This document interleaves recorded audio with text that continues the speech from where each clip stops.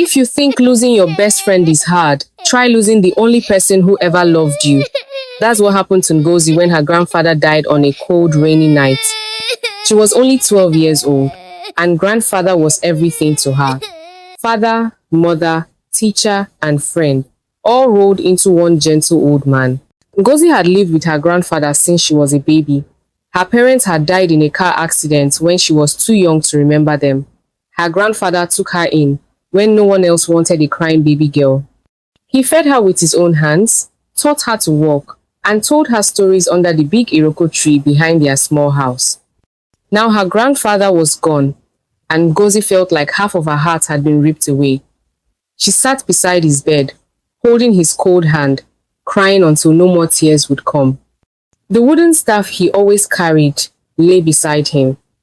A simple stick carved with strange marks that he said were very old and very special. Outside, she could hear her uncles talking loudly about what they would do with grandfather's things. It didn't sound sad at all. They sounded excited, like children planning to share candy. Ngozi didn't know it yet, but her real troubles were just beginning. Uncle Obi and Uncle Chike arrived the next morning like hungry vultures. They were grandfather's younger brothers, but they had never visited when he was alive. Now they walked around the small compound like they owned everything, pointing at things and arguing about who would take what. "I should get the big bed," Uncle Obi said, running his fat fingers over grandfather's wooden bed frame. "I'm the older brother." "But I have more children to feed," Uncle Chike argued back. "I need the cooking pot and the farming tools." Ngozi watched them from the corner, still holding her grandfather's wooden staff. She felt invisible, like a ghost herself. Neither uncle had even said hello to her, or asked how she was feeling about losing the only family she had ever known. When the village chief came to read grandfather's will, Ngozi's heart broke into even smaller pieces. Her grandfather had left everything to be shared equally between his two brothers and his granddaughter. But when Uncle Obi heard this, his face turned red with anger. "A child cannot inherit anything," he shouted. "Especially not a girl child.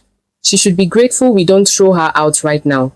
Uncle Chike nodded, his eyes greedy and mean. The old man was getting weak in his head. He didn't know what he was doing. The very next day, Ngozi's uncles showed their true hearts. They grabbed a few clothes and threw them into an old basket. Uncle Obi snatched the wooden staff from her hands. But when he touched it, he dropped it quickly, shaking his hand like something had burned him. "Keep your useless stick," he muttered, fear flickering in his eyes. "But everything else belongs to us now." They pushed Ngozi out of the only home she had ever known. She stood outside the compound gate with nothing but her small basket of clothes and grandfather's wooden staff. The other villagers watched, but did nothing to help. Some even whispered that she deserved it for being an orphan girl.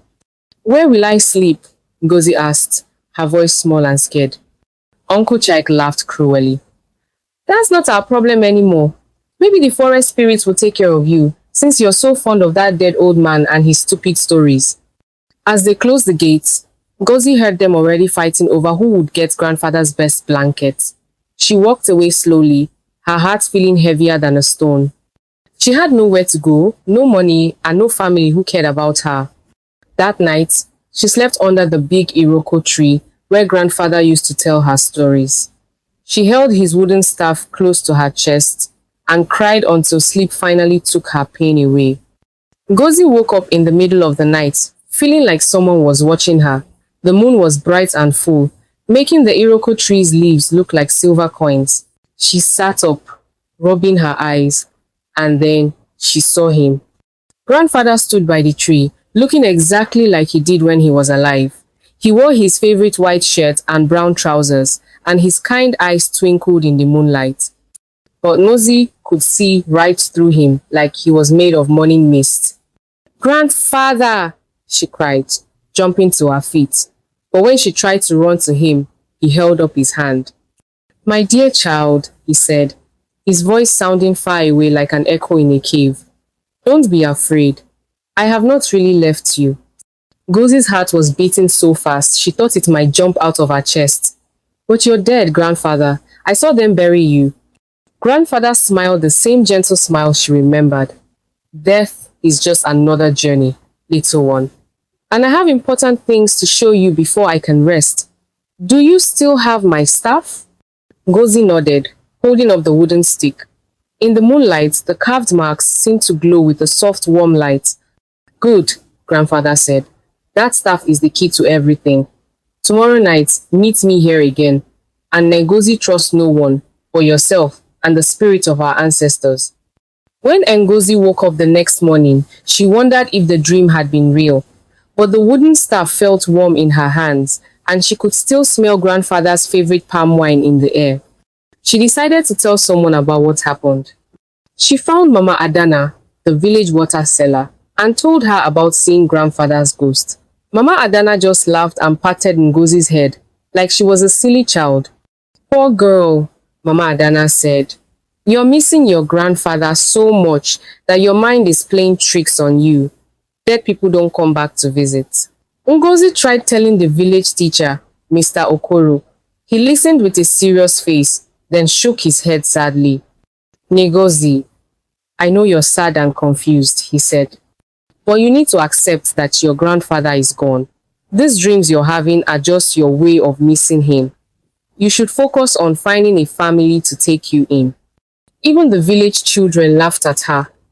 Crazy Ngozi talks to dead people, they sang, dancing around her in a mean circle. Ghost girl, ghost girl. By evening, Ngozi felt more alone than ever. Everyone thought she was losing her mind, but deep in her heart, she knew what she had seen was real. When the sun went down, she made her way back to the Iroko tree, clutching the wooden staff tightly. Grandfather appeared again, just as he had promised. His ghost seemed a little more solid this time, and Godzi could see him more clearly. You told people about me, he said. But he didn't sound angry. They don't believe me, grandfather, Ngozi said sadly. They think I'm crazy. Good, grandfather said, surprising her. The fewer people who know about our secret, the better. Now listen carefully, my child. Long ago, when I was young like you, there was a great war in our land. The king of our people had to hide his most precious treasures to keep them safe from enemy soldiers. Ngozi leaned forward, fascinated. Grandfather had never told her this story before. The king chose our family to guard the secret of where the treasure was hidden, grandfather continued. For many years, that knowledge was passed from father to son, but I had no sons, only daughters, who married and moved away. I thought the secret would die with me. He pointed to the wooden staff in Ngozi's hands. But then you came to live with me, and I knew the ancestors had sent you for this purpose. That staff is not just a walking stick, it's a map. Ngozi looked at the carved marks on the staff with new eyes. They didn't look like random scratches anymore. They looked like directions. Tomorrow night, grandfather said, your real journey begins.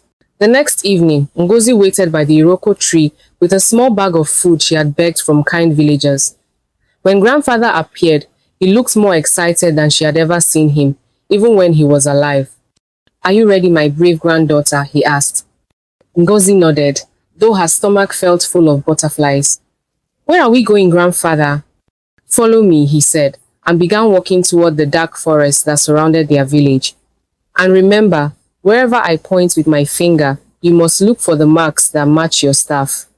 The forest at night was scary and full of strange sounds. Owls hooted, branches creaked, and small animals rustled in the bushes. But grandfather's ghostly form glowed softly in the darkness, lighting the way like a gentle lantern. After walking for what felt like hours, grandfather stopped beside a large rock. He pointed at it, and Ngozi looked closely. There, carved into the stone, was a mark that looked exactly like one of the symbols on her wooden staff. The first clue, grandfather said proudly. Each night, I will show you one more step of the journey, but you must be brave, Ngozi. The path will be dangerous, and you must travel it alone during the day. Ngozi's heart pounded, but she felt proud that grandfather trusted her with such an important secret. For the next week, Ngozi lived like a wild girl. During the day, she followed the clues grandfather had shown her the night before. During the night, he appeared to guide her to the next marker. She ate wild fruits and drank from streams, and her clothes became torn and dirty. The villagers whispered about her more than ever. Look at that poor orphan girl, they said. She's completely lost her mind. She wanders the forest talking to herself. Uncle Obi and Uncle Chike heard the gossip and laughed. Good riddance, Uncle Obi said. Now we don't have to worry about her causing trouble. But Ngozi didn't care what anyone thought. Each day brought new adventures and new clues. She found carved symbols on trees, rocks, and even hidden in the walls of old abandoned buildings. The wooden staff grew warm whenever she was near a clue, like it was alive and helping her. Some days were harder than others. Once, she had to cross a river where the water came up to her chest, and she was afraid she might drown. Another time, she got lost in a thick part of the forest and cried for hours until grandfather appeared early to help her find the right path. Why is this so hard, grandfather? She asked one night, when her feet were covered in cuts and her stomach ached from hunger. Because the most precious things in life are never easy to find, he replied gently. But you're almost there, my brave girl. On the 10th night, grandfather led Ngozi to a place she had never seen before. They were high up on a mountain, and below them spread the lights of many villages like scattered stars. Behind the curtain of thick vines and thorny bushes, there was a dark opening in the rock. This is it, grandfather said, his ghostly form shimmering with excitement.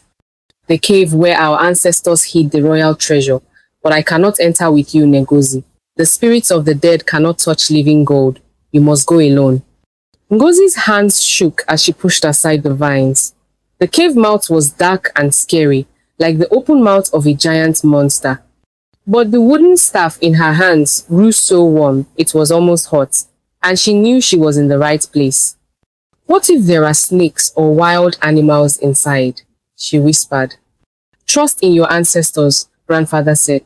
They have been waiting for you. Ngozi took a deep breath and stepped into the cave. It was completely dark for a few steps, but then she saw a faint light coming from deeper inside. She followed the light, her heart beating like a drum in her chest. What she found made her gasp so loudly that her voice echoed off the cave walls like thunder. The cave opened into a huge room, bigger than the village church. And everywhere Ngozi looked, there was gold. Golden cups and plates covered stone shelves. Golden jewelry hung from the walls like glittering spider webs. Golden coins filled wooden chests that had somehow stayed perfect after hundreds of years. But the gold wasn't the most amazing thing. There were also royal crowns covered in bright jewels, ceremonial masks carved from ivory, and ancient weapons decorated with precious stones. This wasn't just treasure, it was the history of her people, kept safe for centuries. In the center of the room sat the most beautiful thing Ngozi had ever seen, a golden throne carved with the same symbols that were on her wooden staff. As she approached it, the staff grew so warm, she almost dropped it. Grandfather was right, she whispered to herself. This really is our family secret. She spent hours exploring the cave, touching golden cups and trying on jeweled bracelets. There was enough treasure here to make her the richest person in 10 villages. But more than that, she felt connected to all the grandmothers and grandfathers who had come before her. When she finally emerged from the cave, grandfather was waiting with the biggest smile she had ever seen on his face. You found it, he said proudly. Now comes the hard part, deciding what to do with it. I want to go back to the village and show everyone, Ngozi said excitedly, especially Uncle Obi and Uncle Chik. They threw me out like I was nothing. But grandfather shook his head. Slow down, my child. If you return with too much gold at once, people will ask questions. They might even try to steal it from you. We must be smart about this. Over the next few nights, grandfather taught Ngozi how to be clever. She would take only small amounts of treasure at a time and sell them in distant villages where no one knew her. She would tell people she was a traveling merchant's daughter. But what about my uncles? Ngozi asked.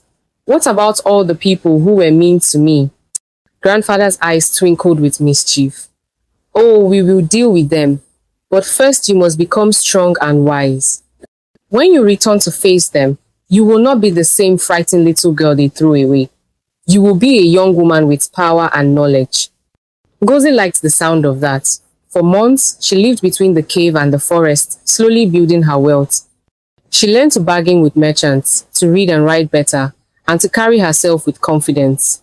The wooden staff never left her side, and grandfather visited her every night to give advice and encouragement. Slowly, she was becoming someone new someone her enemies would not recognize. A year later, Ngozi walked back into her village, but she looked like a completely different person. She wore fine clothes made of colorful silk, golden bracelets on her arms, and shoes made of the softest leather. Most importantly, she walked with her head high and her shoulders straight, like someone who knew her own worth. The villagers stopped and stared as she passed. Some recognized her face, but couldn't believe this elegant young woman was the same dirty orphan girl who had disappeared into the forest. "Is that Ngozi?" whispered Mama Adana. "It can't be," said Mr. Okoro. "That girl went crazy and ran away." Ngozi smiled to herself as she heard their whispers. She walked straight to the compound that had once been her home. Uncle Obi and Uncle Chike were sitting outside, arguing over a pot of palm wine. When they saw her, their mouths fell open like they had seen a ghost, which in a way they had. "Hello, Uncle Obi." "Hello, Uncle Chike," Ngozi said politely. "I've come home." Uncle Obi jumped to his feet, his eyes wide with shock. "Ngozi? But we thought, where have you been? And how did you get such fine clothes?" Ngozi's smile was sweet, but her eyes were hard as stones. "I've been learning important lessons, and I've come back to teach you some." News of Ngozi's return spread through the village. Everyone wanted to know where she had been and how a poor orphan girl had become so wealthy and confident. But Ngozi said very little, which only made people more curious. The village oracle, an ancient woman named Mama Ifeoma, heard about Ngozi's return and asked to see her. The oracle was the most respected person in the village, and even the chiefs listened to her words. When Ngozi entered the oracle's hut, Mama Ifeoma took one look at her and gasped. "You carry the spirit of your grandfather within you," she said in a voice full of wonder. "And you have been chosen by the ancestors for a great purpose." Ngozi pulled out the wooden staff, which began to glow softly in the dim hut. Mama Ifeoma's eyes grew wide as she recognized the ancient symbols. "This is the staff of the royal guardians," the oracle whispered. "I thought it was lost forever. You are not just Ngozi, the orphan girl. You are Ngozi, chosen guardian of our people's heritage." That evening, Mama Ifeoma called all the villagers together. In front of everyone, including Uncle Obi and Uncle Chikeshe, declared that Ngozi was blessed by the ancestors and chosen to be a leader among them. "Anyone who has mistreated this child must ask for her forgiveness," the oracle announced, "for she carries the wisdom and protection of all our ancestors." Uncle Obi and Uncle Chike stood in the crowd, their faces red with shame and confusion. They had expected to see a broken, defeated girl. Instead, they faced a young woman who had the respect of the entire village and the blessing of the oracle. "This is impossible," Uncle Chike whispered to his brother. "She's just a girl. How can she have so much power?" But Ngozi heard him. She stepped forward, and the crowd grew quiet. "You're right, Uncle Chike," she said clearly. "I am just a girl. But I am also the granddaughter of Mr. Edward, chosen by our ancestors to protect what is precious to our people." She turned to address the whole village. "My uncles threw me away because they thought I was worthless. They took everything that should have been shared with me, but the ancestors had other plans." Uncle Obi finally found his voice. "Ngozi, we made mistakes. We were wrong to treat you badly. Can you forgive us?" Ngozi looked at her uncles for a long moment. She could feel her grandfather's presence beside her, even though only she could see him. He nodded encouragingly. "I forgive you," she said finally. "But forgiveness doesn't mean forgetting. From now on, things will be different in this village. The ancestors have given me work to do, and I will do it." The crowd murmured with approval. Even her uncles looked relieved, though they still seemed confused about how everything had changed so quickly. That night, Ngozi sat under the iroko tree. Her grandfather appeared again, but he looked different now, more peaceful, more ready to rest. "You did well, my granddaughter. he said proudly. You faced your fears, found your strength, and showed mercy to those who hurt you. The ancestors are pleased. Are you leaving me now, grandfather? Ngozi asked, though she already knew the answer. My work is finished, he said gently. You don't need me anymore. You have everything you need to be wise and strong and kind. But I will always be with you in your heart. As he spoke, the wooden staff in Ngozi's hands began to change. The old rough wood became smooth and polished, and the carved symbols filled with gold that gleamed in the moonlight. It was no longer just a walking stick, it was a royal staff worthy of a guardian. Use the treasure wisely, grandfather said as he began to fade. Help the poor, protect the weak, and always remember that true wealth comes from having people to love and care for.